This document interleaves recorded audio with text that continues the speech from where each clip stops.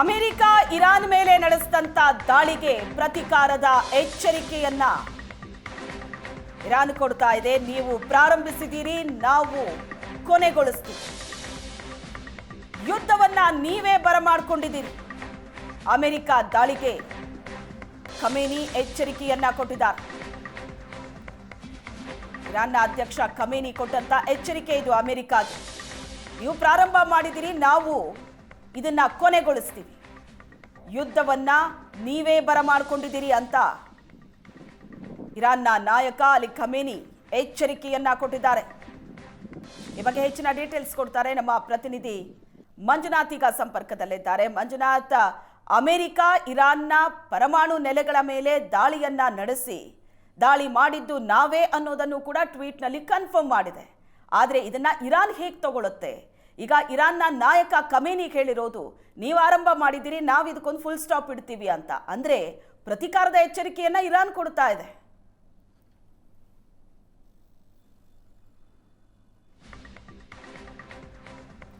ಸಂಪರ್ಕ ಸಾಧ್ಯವಾಗ್ತಾ ಇಲ್ಲ. ಅಮೆರಿಕ ದಾಳಿಗೆ ಖಮೇನಿ ಎಚ್ಚರಿಕೆಯನ್ನ ಕೊಟ್ಟಿದ್ದಾರೆ.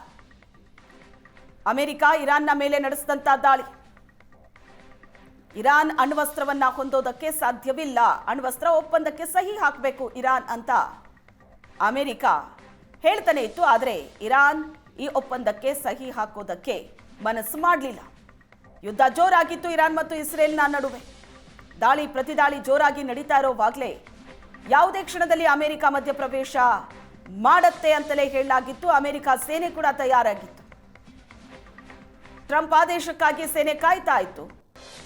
ಕೊನೆಗೂ ಇರಾನ್ನ ಪರಮಾಣು ನೆಲೆಗಳನ್ನ ಅಮೆರಿಕ ಟಾರ್ಗೆಟ್ ಮಾಡಿದ್ದಾಗಿದೆ.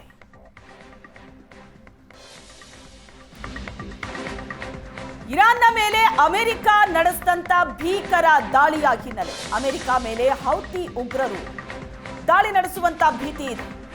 ಅಮೆರಿಕಕ್ಕೆ ಹೌತಿ ಉಗ್ರರು ವಾರ್ನ್ ಕೊಟ್ಟಿದ್ದಾರೆ. ಇರಾನ್ ಮೇಲಿನ ದಾಳಿ ಸರಿಯಲ್ಲ ಅಂತ ಹೇಳಿದ್ದಾರೆ ಉಗ್ರರು. ಇದಕ್ಕೆ ಬೆಲೆ ಕಟ್ಟಬೇಕಾಗತ್ತೆ ಅನ್ನೋ ಎಚ್ಚರಿಕೆಯನ್ನ ಹೌತಿ ಉಗ್ರರು ಕೊಟ್ಟಿದ್ದಾರೆ. ಇರಾನ್ ಮೇಲಿನ ದಾಳಿಯ ಬೆನ್ನಲ್ಲೇ ಹೌತಿ ಉಗ್ರರಿಂದ ಅಮೆರಿಕಾಗೆ ವಾರ್ನ್.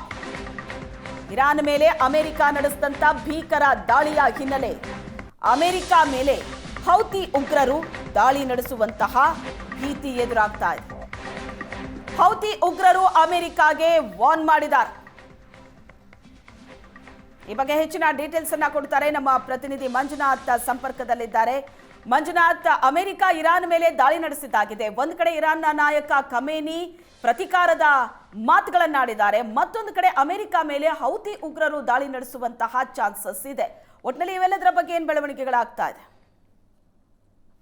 ಶ್ವೇತಾ, ಇದು ಯಾವುದನ್ನೂ ಕೂಡ ಇಲ್ಲ ಅಂತ ಹೇಳಲಿಕ್ಕೆ ಸಾಧ್ಯ ಇಲ್ಲ.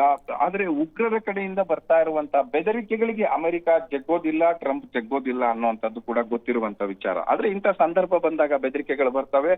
ಮುಂದೊಂದು ದಿನ, ಅಂದ್ರೆ ಇವತ್ತೇ ಏನು ಆಗದೆ ಹೋದ್ರು ಕೂಡ ಮುಂದೊಂದು ದಿನ ಉತ್ತರ ಅಂದ್ರೆ ಪರಿಣಾಮವನ್ನ ಅಮೆರಿಕ ಎದುರಿಸಬೇಕಾಗಿ ಬರಬಹುದು. ಯಾಕಂದ್ರೆ ನಾವು ಹಳೆ ಇತಿಹಾಸವನ್ನ ನೋಡ್ತಾ ಹೋದಾಗ ಅಲ್ ಖೈದಾ ಏನ್ ಮಾಡ್ತು ಅನ್ನುವಂಥದ್ದು ಕೂಡ ಗೊತ್ತಾಗುತ್ತೆ. ಒಂದಲ್ಲ ಒಂದು ಬಾರಿ ಏನಾದ್ರೂ ಕೊಡಬಹುದು ಅನ್ನುವಂಥದ್ದು. ಯಾಕಂದ್ರೆ ಅಷ್ಟು ಹೈ ಸೆಕ್ಯೂರಿಟಿ ಝೋನ್ ಅಲ್ಲಿ ಇರುವಂತಹ ಅಮೆರಿಕವನ್ನ ಒಮ್ಮೆ ಕೆಣಕಿಯೇ ಹೇಗೆ ಭಯೋತ್ಪಾದಕ ವಲಯ ಪೂರ್ತಿಯಾಗಿ ನೆಲ ಕಟ್ಟಿತು ಅನ್ನುವಂಥದ್ದು ಕೂಡ ನಾವು ನೋಡಿದ್ದೇವೆ. ಸೊ ಈ ಸಂದರ್ಭದಲ್ಲಿ ಇಂಥ ಥ್ರೆಟ್ಗಳು ಬರುವಂತದ್ದು ಕೂಡ ಸಹಜ. ಸಣ್ಣ ರಾಷ್ಟ್ರಗಳಿಗೆ ಮಾಡುವ ರೀತಿಯಲ್ಲಿ ಥ್ರೆಟ್ ಮಾಡುವಂತದ್ದು ಭಯೋತ್ಪಾದಕ ಸಂಘಟನೆಗಳು ಮಾಡ್ತವೆ ಅನ್ನುವಂಥದ್ದು ಕೂಡ ಸಹಜ, ಎಕ್ಸ್ಪೆಕ್ಟ್ ಮಾಡಬಹುದು.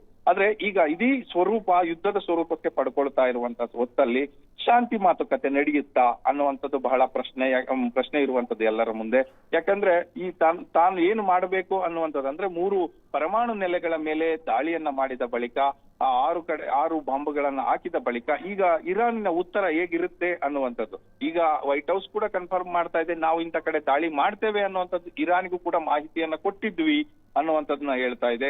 ಅದರ ಜೊತೆಗೆ ಈಗ ಶಾಂತಿಯ ಮಾತುಕತೆ ಅನ್ನುವಂಥದ್ದು ಕೂಡ ಟ್ರಂಪ್ ತಮ್ಮ ಇದರಲ್ಲಿ ಎಕ್ಸ್ ಖಾತೆಯಲ್ಲಿ ಉಲ್ಲೇಖ ಮಾಡಿರುವಂತದ್ದು. ಇನ್ನೊಂದು ಸ್ವಲ್ಪ ಹೊತ್ತಲ್ಲೇ ಟ್ರಂಪ್ ಎಲ್ಲರನ್ನ ಉದ್ದೇಶಿಸಿ ಇದು ಸುದ್ದಿಗೋಷ್ಠಿಯನ್ನ ನಡೆಸ್ತಾರೆ. ಅಲ್ಲಿ ಏನ್ ವಿವರಣೆಗಳನ್ನ ಕೊಡ್ತಾರೆ ಅನ್ನುವಂಥದ್ದಕ್ಕೂ ಕೂಡ ಇರಾನ್ ಕಾತುರದಿಂದ ನೋಡ್ತಾ ಇದೆ, ಏನೆಲ್ಲ ಆಗಬಹುದು ಬೆಳವಣಿಗೆ ಅನ್ನುವಂಥದ್ದು. ಆದ್ರೆ ಒಂದಂತೂ ರಿಪ್ಲೈ ಇರುತ್ತೆ ಇರಾನ್ ಕಡೆಯಿಂದ ಅನ್ನುವಂಥದ್ದು ಎಲ್ಲರೂ ಕೂಡ ಎಕ್ಸ್ಪೆಕ್ಟ್ ಮಾಡ್ತಾ ಇದ್ದಾರೆ. ಅದು ಯಾವ ರೀತಿ ಇರುತ್ತೆ ಅನ್ನುವಂಥದ್ದು ಟ್ರಂಪ್ ಸುದ್ದಿಗೋಷ್ಠಿ ಆದ ಬಳಿಕ ಗೊತ್ತಾಗುತ್ತೆ. ಯಾಕಂದ್ರೆ ಏನು ಇದ್ರ ಮೇಲೆ ನ್ಯೂಕ್ಲಿಯರ್ ವೆಪನ್ ಅನ್ನ ತಯಾರು ಮಾಡುವಂತಹ ಒಂದು ನೆಲೆಯ ಮೇಲೆ ದಾಳಿ ಮಾಡಿರುವಂತದ್ದು ಒಂದು ರೀತಿಯ ಇರಾನಿನ ಸಾರ್ವಭೌಮತೆಯನ್ನೇ ಪ್ರಶ್ನೆ ಮಾಡಿದ ರೀತಿಯಲ್ಲಿದೆ. ಸೊ ಅದಕ್ಕೆ ಯಾವ ರೀತಿ ಉತ್ತರ ಕೊಡುತ್ತೆ ಅನ್ನುವಂಥದ್ದು. ಜೊತೆಗೆ ಎಲ್ಲಾ ಕಡೆಯಿಂದಲೂ ಕೂಡ ಇಸ್ರೇಲ್ ಈಗ ಆ ಗಡಿಗಳಲ್ಲಿ ಎಲ್ಲವೂ ಕೂಡ ಮಾನಿಟರ್ ಮಾಡ್ತಾ ಇರೋದು, ಅಲರ್ಟ್ ಆಗಿದೆ ಏನು ಮಾಡಬಹುದು ಇರಾನ್ ಅನ್ನುವಂಥದ್ದನ್ನ. ಯಾಕಂದ್ರೆ ಈಗ ಟ್ರಂಪ್ ಸುದ್ದಿಗೋಷ್ಠಿ ಮೇಲೆ ಎಲ್ಲರ ದೃಷ್ಟಿ ನೆಟ್ಟಿದೆ. ಏನ್ ಹೇಳ್ತಾರೆ ಟ್ರಂಪ್ ಈ ದಾಳಿಯ ಬಗ್ಗೆ?